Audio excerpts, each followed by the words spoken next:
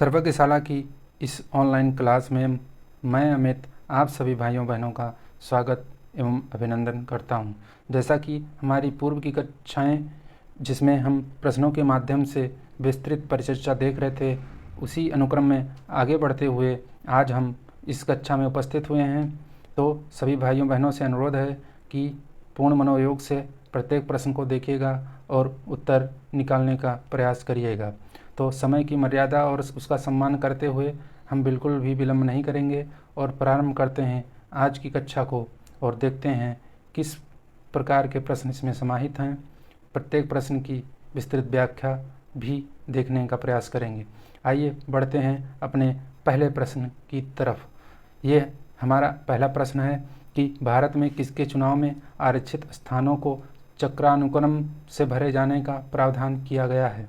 चक्रानुक्रम का अर्थ है कि साइक्लिक तौर पे जिन आरक्षित सीटों के लिए चुनाव होता है वह आपको बताना है। तो मैं अब आपके सामने विकल्प पढ़ देता हूँ। पहला विकल्प है राज्यसभा के चुनाव में, दूसरा है विधानसभा के चुनाव में, तीसरा है पंचायती राज संस्थाओं में और चौथा विकल्प है लोकसभा के चुनाव में। इस प्रश्न का उत्तर आपका होगा पंचायती राज संस्थाओं के चुनाव में। जैसा कि आपको पता है, पंचायती राज संस्थाओं में आपको महिला आरक्षण, SC आरक्षण, OBC और तथा ST आरक्षण देखने को मिलता है। ये सभी चक्रानुक्रम में चलते हैं, अर्थात किसी भी निर्वाचन सीट पर सर्वप्रथम अगर मान लीजिए कि किसी महिला के लिए सीट आरक्षित है तो अगले वर्ष जब निर्वाचन होगा 5 वर्ष बाद, तो हो सकता है उसका SC हो और उसके अगले वर्ष अगर ST वहाँ पे हैं तो ST का होगा, फिर अगले वर्ष OBC का होगा। ज़रूरी नहीं कि यह क्रम यही हो, लेकिन चक्रानुक्रम का अर्थ है कि प्रत्येक वर्ष बदल बदल के वहाँ पे चुनाव होगा, लेकिन यह बात सिर्फ आरक्षित सीटों के लिए ही लागू होती है। तो पंचायतों में अगर आरक्षण की बात करें तो अनुच्छेद 243D के अंतर्गत स्थानों का आरक्षण है, जिसमें पहले क्लॉज की बात करें तो इसमें ST और SC के लिए आरक्षण है, दूसरे में SC ST की महिलाओं के लिए आरक्षण है और तीसरे में जो है महिलाओं के लिए आरक्षण है, जिसमें महिलाएं सामान्य वर्ग या अन्य से आती हैं। और ये जो दूसरा क्लॉज है आपका SC ST की महिलाओं हेतु, ये इनको मिला के दोनों का आरक्षण का प्रावधान है। इस तरह 1/3 आपको भारतीय संविधान संशोधन के द्वारा 1/3 मिलता है, जबकि राज्य अपने अनुसार इसको बदल सकते हैं। तो अनुच्छेद कौन सा है? 243D है, जिसमें आरक्षण की बात है। अनुच्छेद 243D को बहुत ध्यान रखिएगा आप लोग। तो इस प्रश्न का उत्तर विकल्प C हो जाएगा। अब बढ़ेंगे अपने अगले प्रश्न की तरफ। अगला प्रश्न है पंचायतों के बारे में निम्नलिखित में से कौन से कथन सही नहीं है। यह आपको ध्यान रखना है। इसमें वह कथन बताना है जो असत्य या सही नहीं है। तो इसमें पहला विकल्प है तमिलनाडु ने द्विस्तरीय पद्धति अपनाई है, दूसरा है मध्य प्रदेश में सबसे पहले पंचायती राज की स्थापना हुई थी, तीसरा है भारत में पंचायती राज की स्थापना जवाहरलाल नेहरू ने की थी, चौथा है आपका 73वां संविधान संशोधन 1992 से लागू हुआ था। इस तरह अगर देखें तमिलनाडु, तो तमिलनाडु द्विस्तरीय नहीं बल्कि त्रिस्तरीय पंचायती राज व्यवस्था का अनुगमन करता है। वर्तमान स्वरूप इसका त्रिस्तरीय है। हालांकि 1994 का जो इसका अधिनियम है राज्य का पंचायती राज संस्थाओं से संबंधित, उससे पूर्व यहाँ पे द्विस्तरीय मॉडल था। तो वर्तमान स्वरूप इसका त्रिस्तरीय है, ना कि द्विस्तरीय। और मध्य प्रदेश में सबसे पहले पंचायती राज की स्थापना हुई। यह पढ़ने में बहुत अटपटा लग रहा होगा, क्योंकि बहुत लोग पढ़े हैं सबसे पहले राजस्थान में हुई थी। हालांकि वह बात भी सत्य है, लेकिन अगर संवैधानिक दृष्टि से देखें तो मध्य प्रदेश पहला राज्य था जिसने पंचायती राज की स्थापना की थी, क्योंकि जब 73वां संविधान संशोधन आया तो उसके बाद उस संशोधन का अनुगमन करने वाला और अपने राज्य में पंचायती राज से संबंधित कानून बनाने वाला मध्य प्रदेश पहला राज्य था। इस तरह यह विकल्प सही है, लेकिन अभी हम 50-50 मानेंगे इसको, लेकिन बिल्कुल सही बात है। तीसरा विकल्प है भारत में पंचायती राज की स्थापना जवाहरलाल नेहरू ने की थी। तो यह बात बिल्कुल सत्य है, क्योंकि आपको पता होगा कि जब बलवंत राय मेहता समिति की अनुशंसा सिफारिशें आई तो सर्वप्रथम 2 अक्टूबर 1959 1959 को राजस्थान के नागौर जिले में स्थित बगदरी गांव में पंचायत राज संस्थाओं का उद्घाटन पंडित जवाहरलाल नेहरू जी ने किया, जो तत्कालीन प्रधानमंत्री थे। तो इस तरह यह विकल्प सही है। 73वां संविधान संशोधन 92 से लागू हुआ था। यह बात यहाँ पे अभी गलत मानी जाएगी, क्योंकि 92 नहीं 93 है। तमिलनाडु ने द्विस्तरीय पद्धति नहीं अपनाई थी, बल्कि त्रिस्तरीय। तो अगर विकल्प की बात करें तो दो कथन यहाँ पे मुझे गलत दिख रहे हैं, परंतु अगर हम वर्तमान स्वरूप की बात करें तो यहाँ पे जो ये इसको गलत विकल्प माना जाएगा, क्योंकि यहाँ 92 अगर लागू होने की ना बात करें तो ये भी सही हो सकता है। इस तरह इसको सही मानेंगे, इसको गलत मानेंगे। हालांकि यहाँ पे मुझे जो लगता है वो क्या लेखन त्रुटि है। तो इस तरह इस प्रश्न का उत्तर बिल्कुल आप लोग अपने आप से समझ सकते हैं, और हम इसको पहले विकल्प को चयनित करते हैं और बढ़ते हैं अपने अगले प्रश्न की तरफ। हमारा अगला प्रश्न है कि भारत के संविधान के 9वें भाग,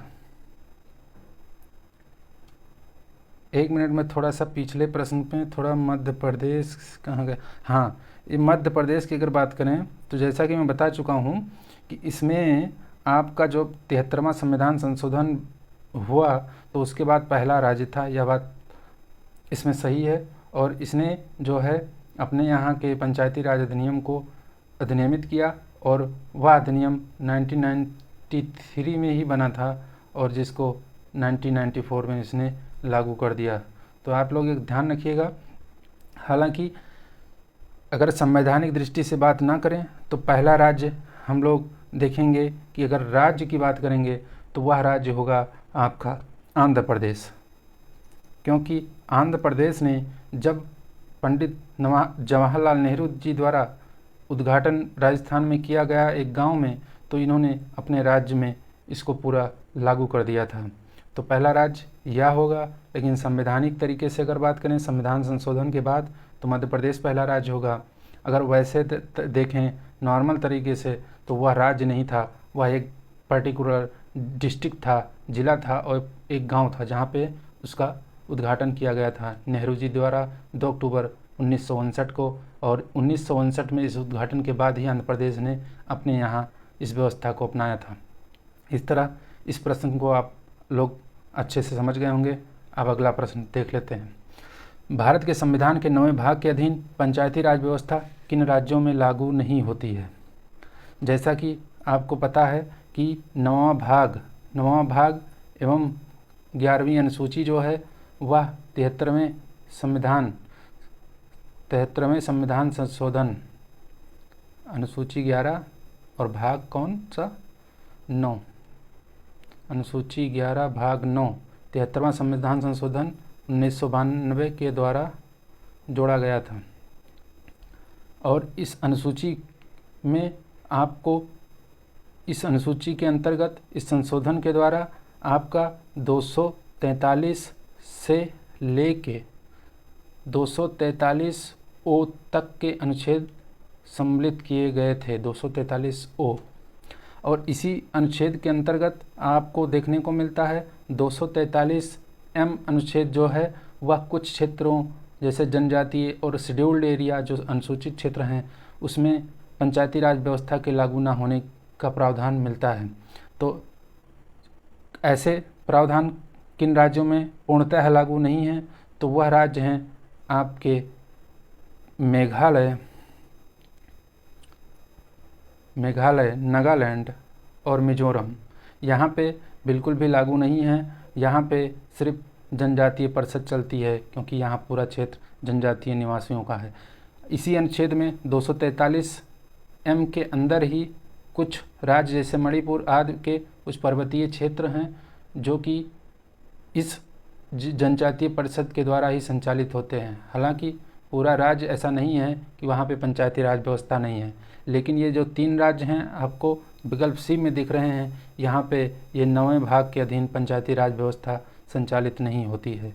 इस तरह इस प्रश्न का उत्तर आपका विकल्प सी एकदम सही होगा। बढ़ते हैं अगले प्रश्न की तरफ। अगला प्रश्न है कि आपको निम्नलिखित कथनों में से बताना है कि स्थानीय स्वशासन के संदर्भ में महिलाओं के आरक्षण संबंधित सत्य कथन का चयन करना है। सत्य याद रखिएगा, सत्य को बताना है। तो इसमें कौन कौन से कथन सत्य हैं? पहला कथन है स्थानीय स्वशासन में महिलाओं हित 1/3 पद आरक्षित रखे जाते हैं, तो यह बात सही है। दूसरा विकल्प है 1/3 से अधिक स्थानों के आरक्षण हेतु राज्य विधानमंडल को शक्ति प्रदान की गई है, तो यह बात बिल्कुल सही है। दोनों बातें एकदम सही हैं, क्योंकि आपको पता है कि राज्य चाहें तो इनका आरक्षण बढ़ा सकते हैं, लेकिन घटा नहीं सकते, क्योंकि यहाँ पे कम से कम आपको 1/3 रखना है। इस तरह राज्य विधानमंडल के पास यह शक्ति है कि वह इन स्थानों को बढ़ा सकती है। तो आपका दोनों विकल्प एकदम सही है, तो विकल्प सी इसका उत्तर हो जाएगा। अब बढ़ेंगे अगले प्रश्न की तरफ। अगला प्रश्न है आपका कि 74वें संविधान संशोधन के तहत विवेकाधीन उपबंधों में क्या शामिल नहीं है? तो इस प्रश्न को आप लोग ध्यान से पढ़िएगा, क्योंकि यहाँ पे आपका 74वां संविधान संशोधन की बात हो रही है। तो इसमें अन्य पिछड़े वर्गों को आरक्षण देने अथवा ना देने की व्यवस्था है। अन्य पिछड़े वर्गों को आरक्षण देने ना देने की व्यवस्था है, बिल्कुल है। यह राज्य के कानून पर निर्भर करता है। महिलाओं को 1/3 आरक्षण या उससे अधिक तय करने की शक्ति है, बिल्कुल है। अभी पिछले प्रश्न में मैंने बताया। नगर पालिकाओं के लेखे व उनकी संपरीक्षा की रीति तय करना, यह बात भी बिल्कुल सही है। और राज्य निर्वाचन आयोग के गठन की बाध्यता, यह विकल्प गलत होगा, क्योंकि दोस्तों यहाँ पे विवेकाधीन उपबंध की बात है, तो यह विवेकाधीन नहीं है, बल्कि यह राज्य की बाध्यता है कि राज्य निर्वाचन आयोग का गठन करेगा। क्योंकि राज्य निर्वाचन आयोग अगर नहीं होगा तो पंचायतों का निर्वाचन कैसे पॉसिबल होगा। इस तरह विवेकाधीन उपबंधों की भी बात करें तो इसमें आपका अन्य पिछड़ा वर्ग, ये तो बिल्कुल बात सत्य है, क्योंकि यहाँ वैसे ही विकल्प दे दिया गया है देना या ना देने की व्यवस्था, यानी यह विवेक पे निर्भर करेगा, राज्य के विवेक पे निर्भर करेगा। दूसरा विकल्प ये भी आपको याद लगा हुआ दिख रहा है। इस तरह इसमें भी यह उपबंध है कि राज्य महिलाओं के आरक्षण या उससे अधिक 1/3 जो है उससे अधिक भी दे सकती है, यह भी सही है। और नगर पालिकाओं के लेखे व उनकी संपरीक्षा की रीति जो है, यह इसका भी प्रावधान है, यानी यह भी विवेकाधीन है। और राज्य निर्वाचन आयोग का गठन यह विवेकाधीन नहीं बल्कि बाध्यता है। तो राज्य निर्वाचन आयोग का जो उल्लेख मिलता है अनुच्छेद 243 के में, ये बात नगर पालिका के संबंधों में सही होती है। अनुच्छेद 243 जी जो यह कहता है कि पंचायतों के लेखाओं की संपरीक्षा राज्य विधानमंडल प्रावधान द्वारा करवा सकता है। और महिला आरक्षण, जैसा कि पिछले प्रश्नों में भी मैंने बताया कि यह अनुच्छेद 243 डी में उल्लेखित है। तो इस प्रश्न का उत्तर यह विकल्प एकदम सही होगा, क्योंकि यह विवेकाधीन नहीं अपितु बाध्यता है। अब बढ़ेंगे अपने अगले प्रश्न की तरफ। अगला प्रश्न है कि 73वें संविधान संशोधन के द्वारा किन किन कार्यों को अनिवार्य बनाया गया है।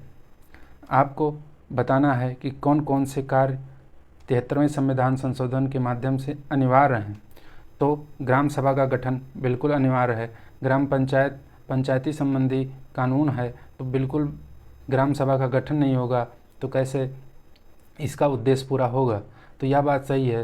पंचायतों के प्रत्येक स्तर पर प्रत्यक्ष चुनाव होगा, यह बात बिल्कुल सही है, क्योंकि प्रत्येक स्तर पर सदस्यों का चुनाव जो होता है वह प्रत्यक्ष ही होता है। यह बिल्कुल कन्फर्म बात याद ध्यान रखिएगा कि चाहे पंचायत के जो भी स्तर हैं वहाँ प्रत्यक्ष चुनाव होते हैं, परंतु इनके प्रमुखों, जैसे आपका क्षेत्र पंचायत में देखने को मिलता है, प्रमुखों का चुनाव अप्रत्यक्ष हो सकता है, लेकिन इनका प्रत्यक्ष ही होता है। महिलाओं को कम से कम 1/3 आरक्षण देने की व्यवस्था है, यह बात बिल्कुल सही है। कम से कम 1/3 है, राज्य चाहे तो इसको बढ़ा सकता है, लेकिन इसमें घटाने का कोई प्रावधान नहीं मिलता है।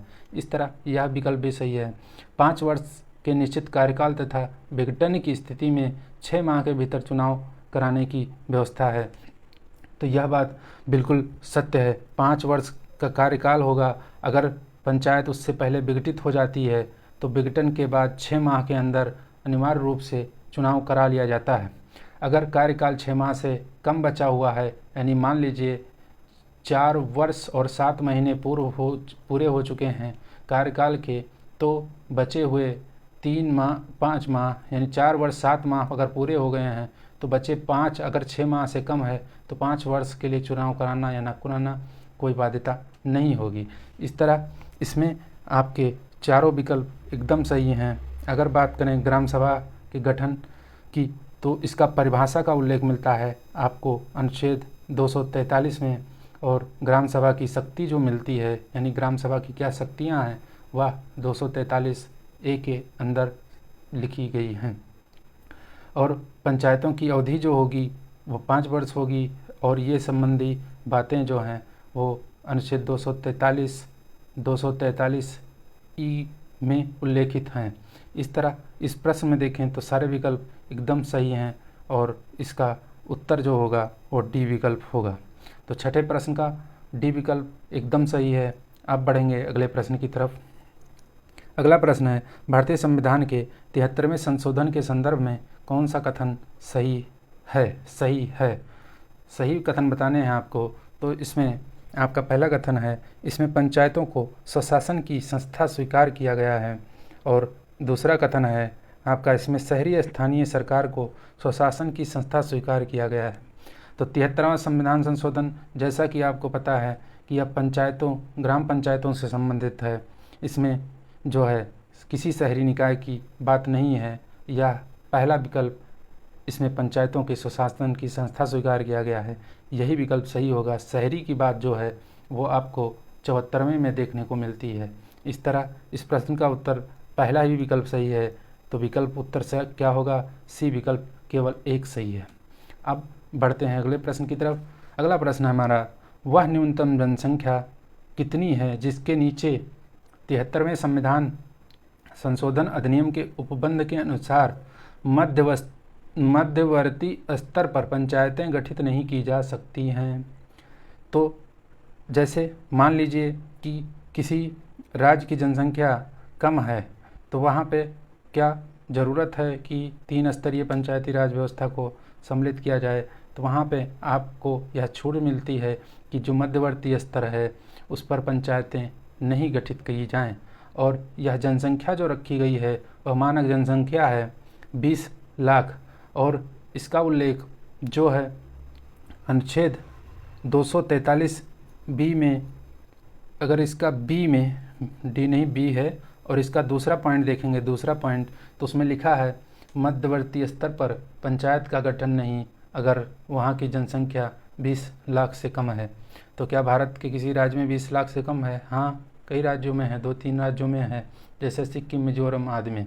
तो इस तरह इस प्रश्न का उत्तर आपका 20 लाख जनसंख्या होगी, जो विकल्प बी है एकदम सही होगा। तो यह प्रश्न बहुत ही इम्पोर्टेंट है, इसको ध्यान रखिएगा कि अगर किसी राज्य में जनसंख्या 20 लाख से कम है तो मध्यवर्ती स्तर या क्षेत्र पंचायत आप कह लीजिए, तो उसका जो है प्रावधान करना कोई ज़रूरी नहीं है। अब बढ़ते हैं अगले प्रश्न की तरफ। अगला प्रश्न है हमारा, भारत के संविधान में पंचायतों एवं नगर पालिकाओं से संबंधित जो आपका 73वां और 74वां संविधान संशोधन है, जब वह आया तो उस समय भारत के प्रधानमंत्री कौन थे? तो प्रश्न तो बहुत ही आसान है, लेकिन यह कई परीक्षाओं में पूछा गया है और आगे भी पूछा जा सकता है। तो इस प्रश्न का उत्तर आपका होगा विकल्प बी, पी.वी. नरसिम्हा राव जी, जो 1991 से 96 तक भारत के 10वें प्रधानमंत्री के रूप में रहे। और अभी आपको इनके बारे में एक खबर भी पढ़ने को मिली होगी कि इसी साल 2024 में इनको भारत रत्न भी मिला है। और इनकी मृत्यु की बात करें तो 2004 में हो गई थी, यानी मृत्यु के 20 वर्ष बाद मरणोपरांत इनको भारत रत्न दिया गया। इनका कार्यकाल जो है बहुत ही प्रसिद्ध रहा, क्योंकि इनके कार्यकाल में एलपीजी रिफॉर्म जैसे महत्वपूर्ण आर्थिक घटनाक्रम हुए। तो वहीं आपको 6 दिसंबर 1992 बाबरी मस्जिद विध्वंस का आपको धार्मिक घटनाक्रम भी देखने को मिलता है। इस तरह इनका कार्यकाल बहुत ही चर्चित रहा और इन्हीं के कार्यकाल के समय ये दोनों संशोधन आपके आए थे और लागू हुए थे। इस प्रश्न का उत्तर आपका पी.वी. नरसिम्हा राव जी हो गया। अब बढ़ते हैं अगले प्रश्न की तरफ। अगला प्रश्न है हमारा, कौन सा भारत के संविधान के भाग 9 की विशिष्टता नहीं है?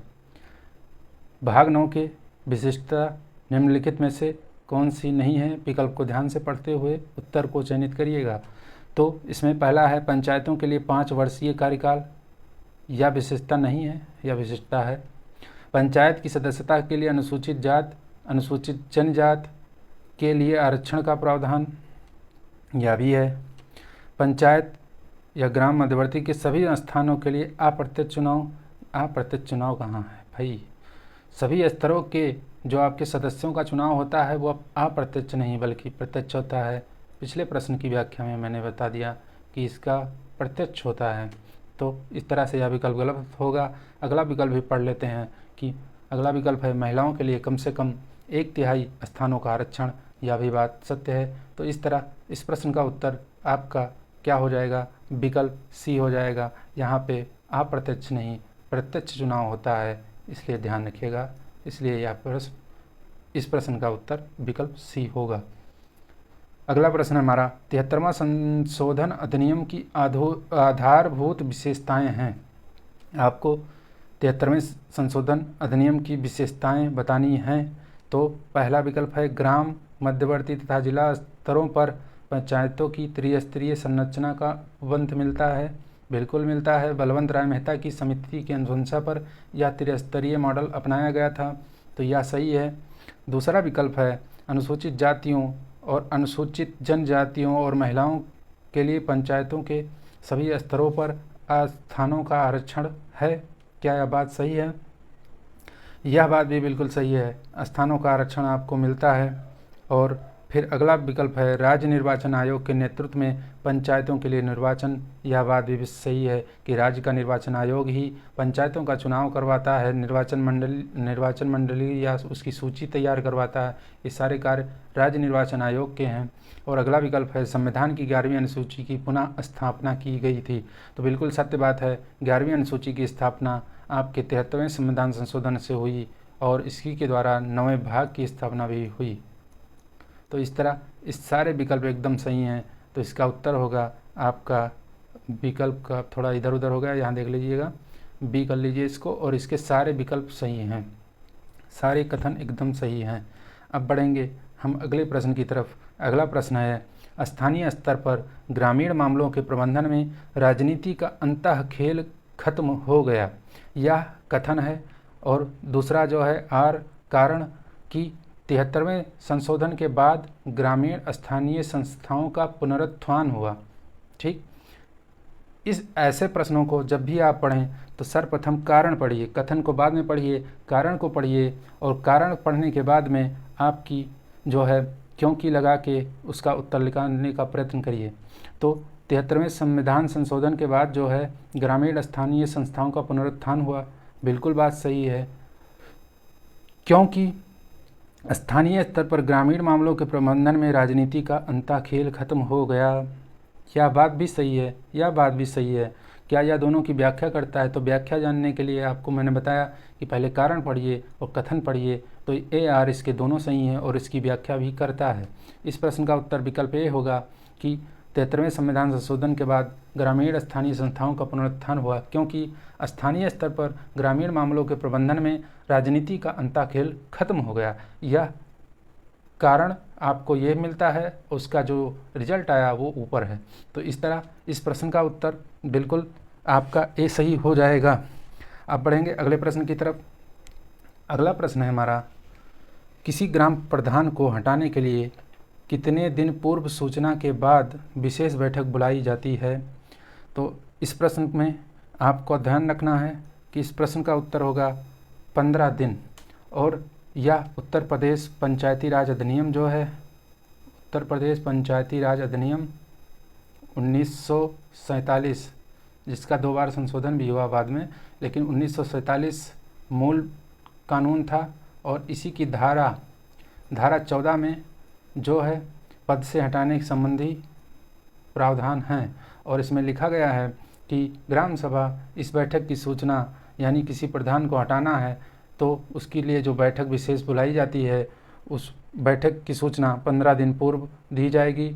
और अगर इस बैठक में उपस्थित तथा मतदान करने वाले सदस्यों के 2/3 बहुमत से अगर विधेयक पारित होता है तो प्रधान को हटाया जा सकता है। और इस बैठक हेतु जो गणपूर्ति आवश्यक है वह 1/3 सदस्यों की है। और प्रधान को हटाने की बैठक उसके निर्वाचन से 2 वर्ष के भीतर कभी नहीं बुलाई जा सकती।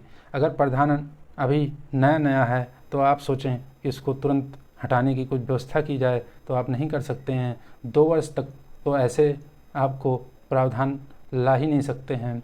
और अगर ऐसे लाए गए हैं 2 वर्ष के बाद में अगर प्रधान को हटाने संबंधी ऐसे कुछ प्रस्ताव आया है, तो अगर प्रस्ताव पारित नहीं होता है तो अगले फिर 1 वर्ष तक आप जो है फिर नहीं कोई प्रस्ताव ऐसा ला सकते। इस तरह किसी ग्राम प्रधान को हटाने संबंधी प्रावधान धारा 14 में देखने को मिलता है, जिसमें अगर आप ऐसी कोई विशेष बैठक करते हैं तो बैठक की सूचना 15 दिन पूर्व देनी होगी।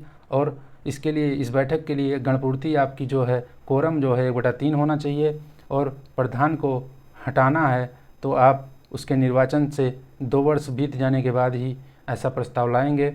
और अगर ऐसा प्रस्ताव सफल नहीं होता है तो आप अगली बैठक 1 वर्ष के बाद ही संचालित कर पाएंगे। तो इस प्रश्न का उत्तर विकल्प बी एकदम सही होगा। अगला प्रश्न है हमारा, संविधान के 73वें और 74वें संशोधन निम्न में से किनके सृजन के लिए उत्तरदायी है? तो पहला है राज्य निर्वाचन आयोग, बिल्कुल सही बात है। और अगला विकल्प है जिला नियोजन समिति, ये भी बिल्कुल सही बात है। और तीसरा विकल्प है राज्य वित्त आयोग, ये भी बिल्कुल सही बात है। और चौथा विकल्प है राज्य संपत्ति कर मूल्य निर्धारण, ये इसका कोई उल्लेख नहीं मिलता है। जैसा कि आपको पता है 73वें संविधान संशोधन में और 74वें में दोनों में राज्य निर्वाचन आयोग का उल्लेख मिलता है। लेकिन मैं बता देना चाहता हूँ कि 73वें संशोधन में अगर बात करें राज्य निर्वाचन आयोग की तो ये अनुच्छेद 243 के है। और राज्य वित्त की बात करें, इसी में राज्य वित्त आयोग तो इसमें आपको मिलता है 243I। अगर यही बात 74वें में देखी जाए, 74वें संशोधन के द्वारा, तो राज्य निर्वाचन आयोग 243 ZA और राज्य वित्त आयोग 243Y। वहीं अगर जिला नियोजन समिति की बात करें तो इसका 73वें में तो उल्लेख नहीं मिलता, लेकिन 74वें में आपको अनुच्छेद 243 ZA में राज्य निर्वाचन आयोग 74वें द्वारा और 243 ZD में जिला नियोजन समिति, इसका उल्लेख मिलता है। और इसका कोई उल्लेख इसमें दोनों में भी नहीं मिलता है। इस तरह इस प्रश्न का अगर उत्तर देखें तो 1 2 3 कहाँ पे दिख रहा है? आपका बी विकल्प 1 2 3 एकदम सही होगा। अगला प्रश्न है हमारा कि सूची 1 को सूची 2 से सुमेलित करना है और उत्तर का चयन करना है। तो आपको बताना है कि पंचायतों का जो नाम है वह आपको राज्यों में क्या क्या देखने को मिलता है। तो इस प्रश्न को आप ध्यान से पढ़िएगा और सही सुमेलन इसका करना है आपको। तो जनपद पंचायत की बात करें, अगर जनपद पंचायत तो वह आपको मिलती है मध्य प्रदेश में। जनपद पंचायत का उल्लेख मध्य प्रदेश में। जैसा कि क्षेत्र पंचायत, आप उत्तर प्रदेश के निवासी हैं तो आपको अच्छी तरीके से पता होगा, क्षेत्र पंचायत उत्तर प्रदेश में। अगर तालुका परिषद की बात करें, पूर्व की कक्षाओं में मैंने बताया है कि गुजरात में तालुका परिषद कहते हैं। आज की ही कक्षा में मैंने बताया है कि पश्चिम बंगाल में आंचलिक परिषद कहते हैं, क्योंकि पश्चिम बंगाल में 4 स्तरीय मॉडल है। उनमें से एक अंचल पंचायत है और दूसरा है आंचलिक परिषद, तीसरा है जिला और चौथा है ग्राम।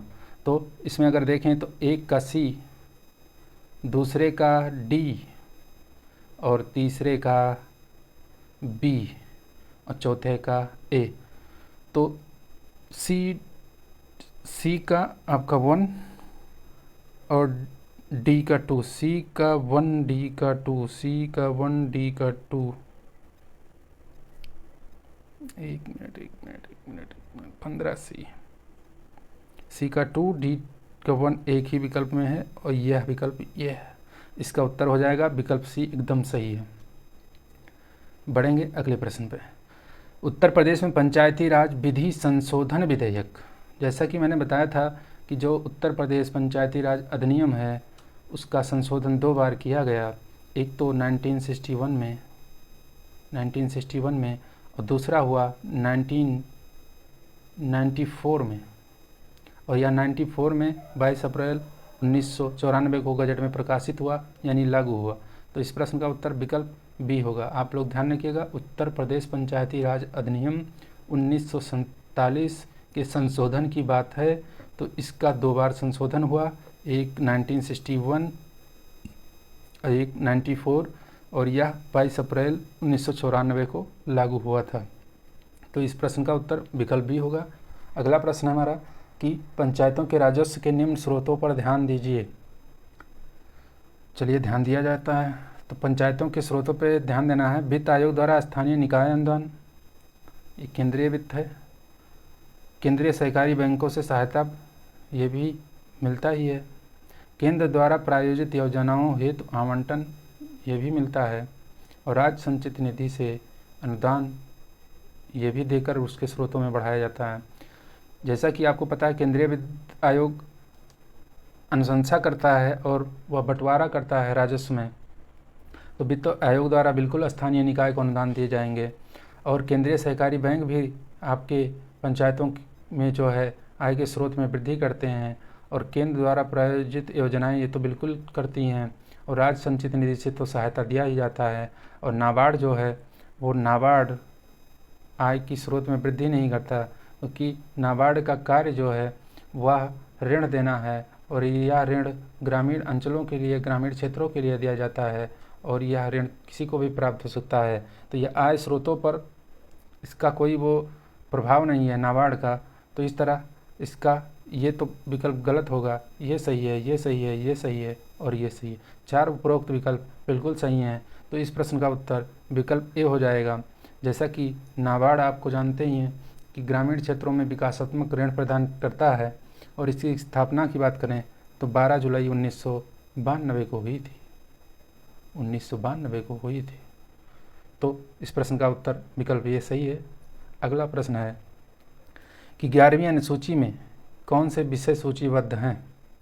11वीं अनुसूची की बात हो रही है, जो कि 73वें संविधान संशोधन से जोड़ी गई थी। उसमें जो टोटल 29 विषय हैं, उन्हीं विषयों में से यहाँ पे कुछ विषय दिए गए हैं। आपको बताना है इसमें कौन कौन से विषय शामिल हैं, कौन से नहीं हैं। तो पहला विषय लघु सिंचाई, या था ही। मैंने 29 के 29 विषय आपको पिछली कक्षाओं में बताया है। तो लघु सिंचाई था, पशुपालन भी था, महिला एवं शिशु विकास भी था। अग्नि सेवा का कोई संबंध वहाँ पर देखने को नहीं मिलता है। मवेशी हाउस प्राणियों के प्रति क्रूरता निवारण, ये सब भी कुछ देखने को वहाँ नहीं मिलता है। तो इस तरह ये 2 विकल्प एकदम गलत हैं। उपरोक्त आपके दोनों विकल्प यानी तीनों विकल्प सही हैं। तो पहला विकल्प इसका उत्तर हो जाएगा, एकदम सही होगा। आपको एक बार अवश्य जो है 11वीं अनुसूची के सारे विषयों को पढ़ लेना है।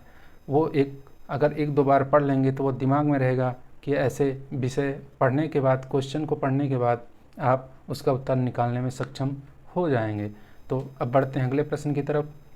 अगला प्रश्न है, पंचायतों में से किन्हें उत्तर प्रदेश में जिला योजना में सम्मिलित किया जाता है। पहला है नगर पंचायत, दूसरा है ग्राम पंचायत, तीसरा है क्षेत्र पंचायत। 19वें प्रश्न का उत्तर आपका ये तीनों जिला योजना में सम्मिलित किए जाते हैं।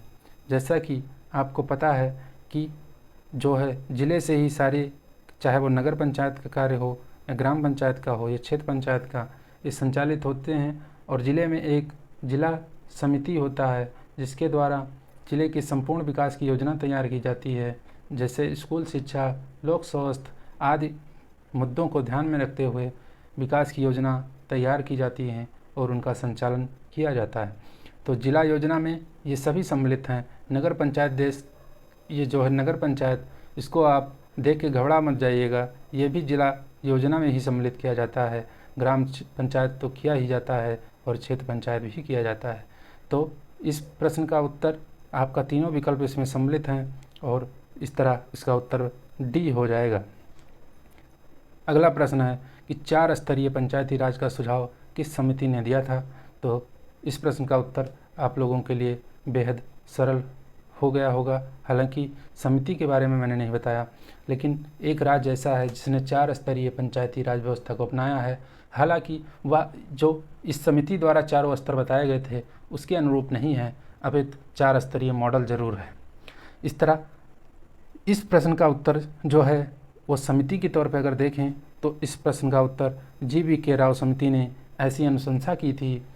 इस समिति का गठन 1985 में किया गया था योजना आयोग के द्वारा।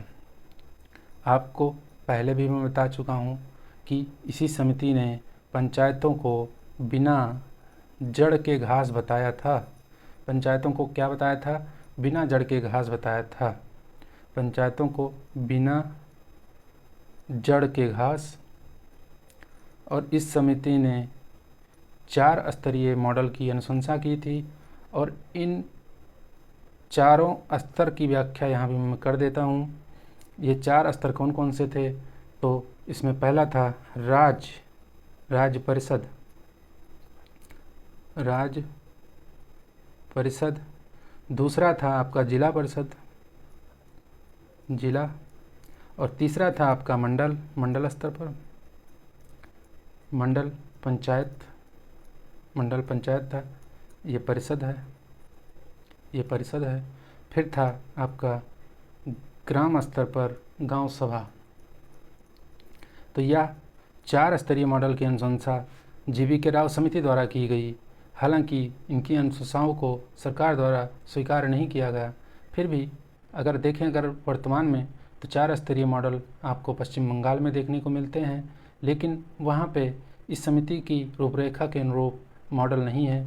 वहाँ पे जो 4 स्तर हैं वह हैं आपके ग्राम स्तर पे ग्राम पंचायत और अंचल पंचायत और आंचलिक परिषद और जिला परिषद। ये जो है आपके 4 वहाँ के स्तर हैं पंचायती राज व्यवस्था के। इस तरह से आज मैंने 20 प्रश्नों को फिर से देखा और उसकी विस्तृत व्याख्या को भी देखा। मुझे आशा है कि आप लोगों को यह क्लास पसंद आ रही होगी। अगर पसंद आ रही है तो अपने दोस्तों, मित्रों और सहपाठियों के संग इसको साझा ज़रूर करें, तभी हमारी मेहनत जो है फलदायी सिद्ध होगी और हम आगे इसी अनुरूप बढ़ने की प्रेरणा लेंगे और प्रोत्साहन भी हमको मिलेगा। इस तरह आज की कक्षा को विराम देते हैं। मुझे आशा है कि आप लोगों को यह क्लास अच्छी लगी होगी और आगे भी इसी तरह हम इसको जारी रखेंगे। तो आज की कक्षा को समाप्त करते हैं।